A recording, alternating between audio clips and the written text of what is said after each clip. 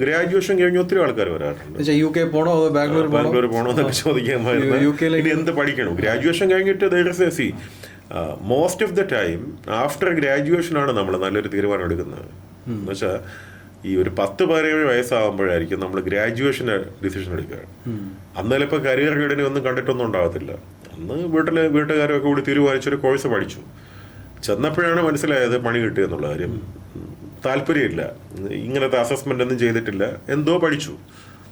പിന്നെ അവർക്ക് കൺഫ്യൂഷൻ, ഇനി ഗ്രാജുവേഷൻ എങ്കിലും പണി കിട്ടല്ലേ. അപ്പോൾ വരുന്നതിന് ശേഷം പിന്നെ അത് ഏറ്റവും പ്രോപ്പറാട്ടോ. ഇപ്പോൾ നമ്മൾ പലപ്പോഴും നമ്മുടെ കരിയറൊക്കെ പോകുന്ന ഒരു പോസിറ്റീവ് റിയാക്ഷനെ ബേസ് ചെയ്തിട്ടാണ് പോകുന്നത്. അപ്പോൾ ഗ്രാജുവേഷൻ കഴിഞ്ഞ് ഒത്തിരി പേര് വരുന്നുണ്ട്. പിന്നെ അല്ലാതെ ഈ 35, 40, 50 വയസ്സായ ആൾക്കാർ വരെ ഈ ചില സമയത്ത് അവർക്കൊരു പകച്ചു നിൽക്കുന്ന അവസരങ്ങൾ, ഒരു ജോലി സുരക്ഷിതത്വം ഇല്ലാതാവുകയോ ഒക്കെ ചെയ്യുന്നൊരു അവസരമൊക്കെ വരാറുണ്ട്.